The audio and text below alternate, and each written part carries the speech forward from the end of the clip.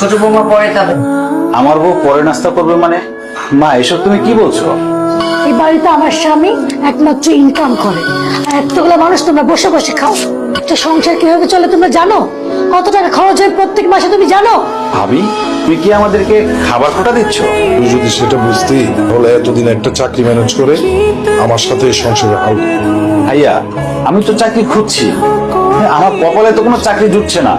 শোনো, চাকরি না হাতের মোয়া না, বললেই পাওয়া যাবে। তুই যদি ফকিনীর বাচ্চাটাকে বিয়ে না করে বড় বৌমার খালাতো বোনকে বিয়ে করতি, তাহলে তোরও দুলালের মতো একটা ভালো চাকরি। শেফালি গরিব ঘরের মেয়ে, সেটা ঠিক আছে। তোমরা কেউ ওকে অপমান করে কোনো কথা বলো না। তুই একটা গরিব মিসকিন ফকিন্নি মেয়েকে বিয়ে করছিস, মা তো সেটাই বলছি। এখানে অপমান করার কি আছে? আজ থেকে এই বাড়ির সমস্ত কাজ তোমার বউ করবে। আমার বউ এবারে সব কাজ করবে? তোর ভাবে ঠিকই বলছে, সে হচ্ছে বড় লোকের মেয়ে, সে কেন কাজ করবে? তুই যতদিন না পর্যন্ত দুলালের মতো একটি ভালো চাকরির ব্যবস্থা করতে পারবি, ততদিন পর্যন্ত তোর বউ এই বাড়ির সব কাজ করবে।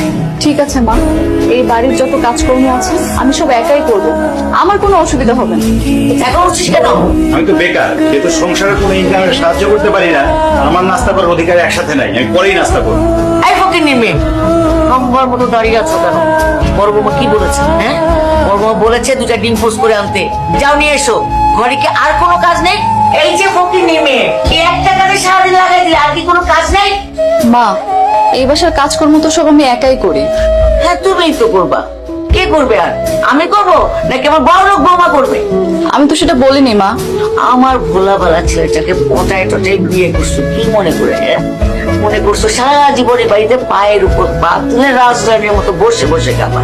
সে আশা তো পূরণ হবে না।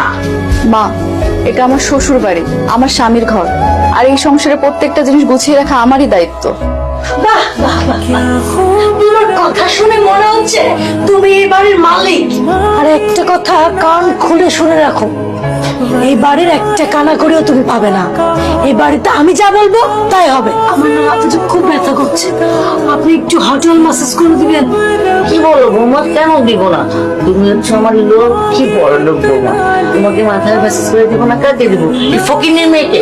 চলো চলো। এই সংসারে সবাই তোমাকে গাধার মতো খাটাচ্ছে, তা আমি কোনো প্রতিবাদই করতে পারছি না। শোনো, এই সংসারে কোনো কাজকর্ম করতে আমার মোটেও কষ্ট হয় না, শুধু খারাপ লাগে কিছু মানুষের আচরণে। কি করবো আমি নিজেই বুঝতে পারছি না। সব জায়গায় শুধু সিভি জমা দিচ্ছি, কিন্তু কোথাও থেকে কোনো রেজাল্ট আসছে না। শোনো, তুমি এভাবে ভেঙে পড়ো না, দেখবে উপরওয়ালা তোমার ভালো কোনো কর্মের ব্যবস্থা করে দেবে। তোমার তো ব্যাগ